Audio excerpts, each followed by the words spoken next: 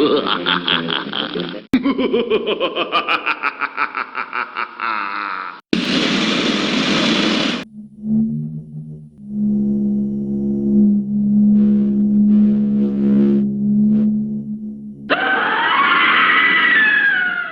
will kill you. I will kill you. Hush, little baby, don't say a word. Mama's gonna buy you a mockingbird. And if that mockingbird won't sing, L'art de la scène? Voilà, je vous le dis, je suis sorcier. Mais alors, est-ce que je pourrais jeter des sorts? Pratiquer la magie blanche ou la magie noire, oui. Cela va peut-être vous faire sourire, car je fus autrefois celui qui vous surprend sur scène. Celui qui utilise la dextérité et les illusions d'optique pour vous transporter dans un autre monde? Moi, votre dévoué magicien. Apprendre la sorcellerie. Rien à voir avec la grande sorcellerie, me direz-vous. Détrompez-vous. Entre cette dernière et la prestidigitation, il n'y a qu'un pas. Et ce pas, je pense que tout bon magicien l'a déjà franchi au moins une fois. En effet. Comment vous faire frémir, comment vous impressionner sans avoir compris et maîtrisé les fondements même de la grande sorcellerie.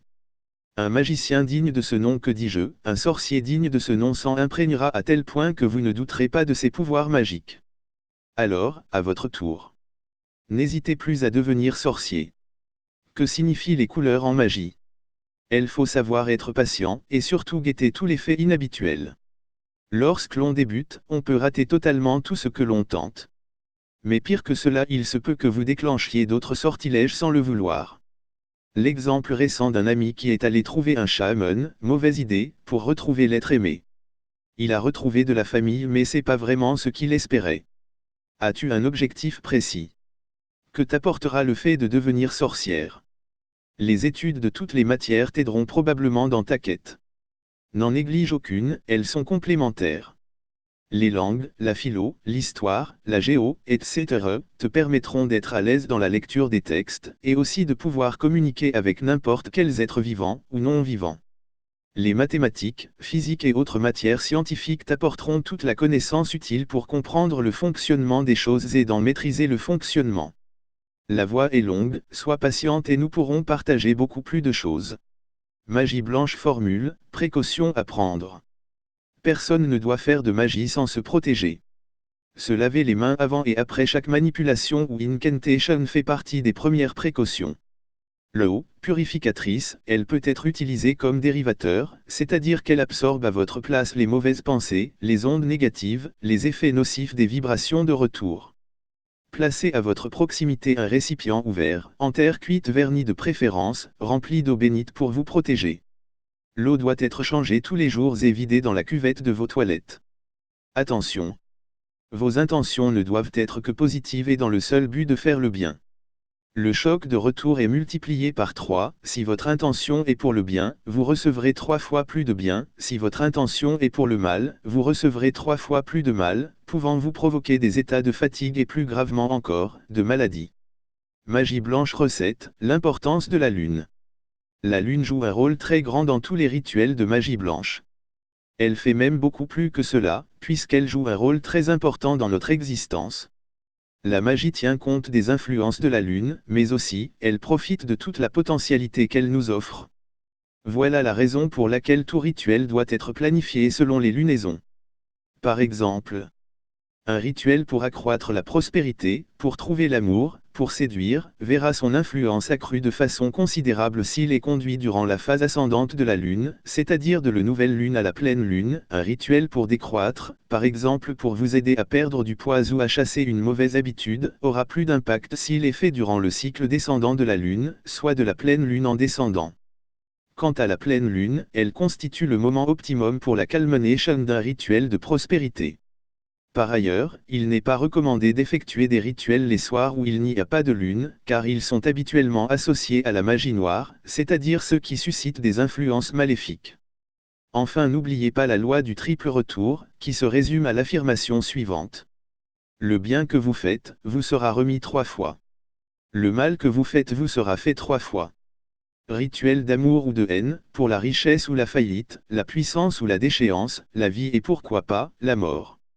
On peut presque tout demander à Hécate, mais c'est elle qui en dernier ressort décide si l'action demandée est en accord avec sa vision des mondes. Attention cependant, il ne s'agit pas de faire n'importe quoi au nom des puissances de l'occulte. On ne peut déclencher l'amour d'une personne s'il y a une incompatibilité totale au départ, il n'est pas possible d'espérer gagner au jeu à coup sûr, précise-t-elle. Tout au plus peut-on rendre quelqu'un dépendant, améliorer le potentiel de réceptivité de l'être que l'on veut attirer, augmenter sa résistance à la malchance. L'art du sorcier agit par suggestion et modification des courants d'ondes qui nous entourent et dont nous sommes les jouets. Tout bon pratiquant des arts magiques crée son propre égrégore par la multiplication de ses rituels, mais il ne peut jamais prétendre le maîtriser complètement. Le sorcier est l'intermédiaire entre les forces de l'occulte qu'il invoque et l'action à réaliser. Lors de la première entrevue, la sorcière Mina étudie le souhait de son consultant et détermine avec honnêteté si l'entreprise a des possibilités de réussite. Seulement après les choses sérieuses peuvent commencer. Elle ne s'engage à rien, le monde de l'occulte accorde ses faveurs mais peut aussi les refuser si bon lui semble.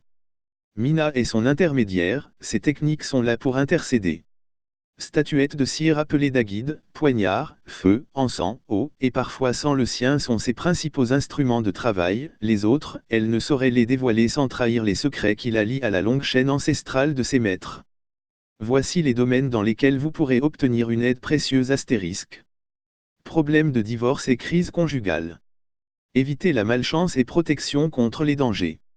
Réussir aux examens et attirer la clientèle. Problèmes de santé et d'impuissance sexuelle. Désenvoûtement et talisman protecteur. Magie chamanique et culte vaudou. Pratiquer un rituel efficace pour attirer un homme à distance résout ces problèmes. Bénéficier d'un retour d'affection. Le rendre fou de moi. Se venger de son ex. Sauver son couple. Attirer son attention.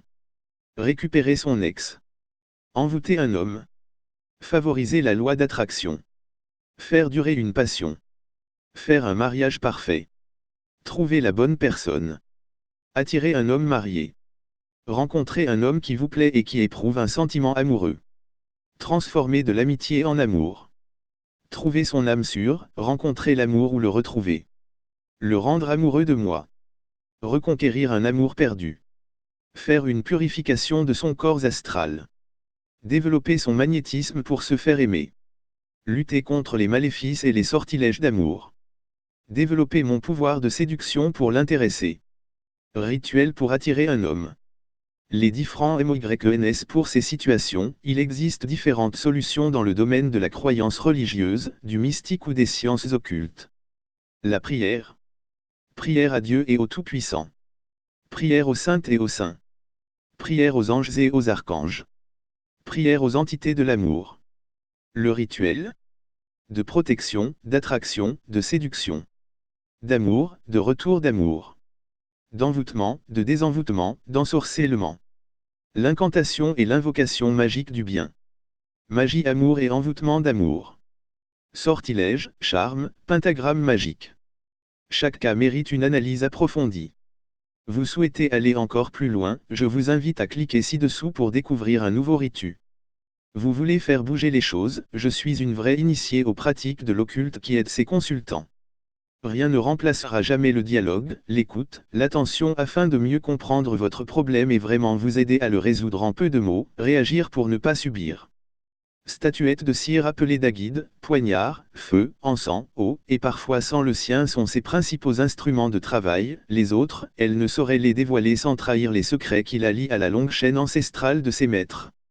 Vous ne pouvez pas vous déplacer, faites parvenir par courrier postal, pas par Internet, un descriptif précis et manuscrit de votre problème, professionnel, affectif, couple, voisinage, etc. Joignez le maximum d'informations et d'éléments dont vous disposez de vous et le cas échéant des personnes concernées, photos, mèches de cheveux, écriture, adresse, profession, date de naissance, situation matrimoniale, ainsi que votre numéro de téléphone fixe ou portable, votre adresse et si possible. Votre adresse mail. Les éléments matériels sont importants, ce sont eux qui permettront à la sorcière Hécate de ressentir la situation pour mieux vous aider. Après réception, analysez avec vous ses possibilités d'intervention, vous assure de la confidentialité de sa réponse et vous assure de la confidentialité de sa réponse. Sorcière Mina. Attention, pour une meilleure qualité de réponse, prévoyez un délai d'acheminement postal. Inutile de contacter le secrétariat uniquement pour s'assurer de la réception de votre courrier. Cadeau sorcière, le savez-vous? Le fil tribal du vœu. Un fil noir noué autour du poignet, signe tribal des pratiquants des arts de l'occulte, il serait capable d'exaucer le vœu de celui qui le porte. Présenté avec sa perle noire en hématite véritable, le fil noir tribal du vœu est le catalyseur de votre demande intime. Lorsque vous recevez votre fil tribal, vous devez le nouer, ou faire nouer par une autre personne, autour de votre poignet, droit ou gauche sans importance. En même temps que vous nouez votre fil tribal, vous devez faire votre vœu. Ensuite, vous ne devez jamais défaire le fil, il tombera de lui-même quand il sera usé. C'est alors que selon la tradition votre vœu se réalisera. Précision, le fil tribal comporte une perle en hématite qui devrait tomber avant que le fil ne soit usé, c'est le début de la réalisation de votre vœu. Traditionnellement le fil du vœu est rouge, il est porté par les tenants de la Kabbale, revu et corrigé, pour les besoins hollywoodiens. Au départ il est censé être entouré autour du tombeau de Rachel pour conjurer le mauvais œil sans qu'il ne soit mentionné de couleur. Sachez toutefois qu'aucune source kabbalistique authentique ne fait mention de cette pratique. Seule une source talmudique y fait référence, commentaire de Rashi traité Shabbat chapitre 7 et émoticône n'en croyant pas ses yeux, mais c'est pour fustiger cette pratique car elle entre dans la catégorie des darkiemori, des pratiques superstitieuses ne reposant pas sur la foi et proches de l'idolâtrie. Elle est donc déconseillée car il est bien évident que tout ce qui peut être contraire à la foi est contraire aux religions établies. Les composantes sorcières propres à renforcer la notion de tribal, appartenance à un groupe, une tribu, au sens ésotérique du terme et en conservant la possibilité de faire un vœu. Si vous aussi souhaitez porter le fil tribal réalisé par Sorcière Mina, laissez un commentaire sur la page Facebook de Sorcière Mina et de Ziampa de livraison hors Europe.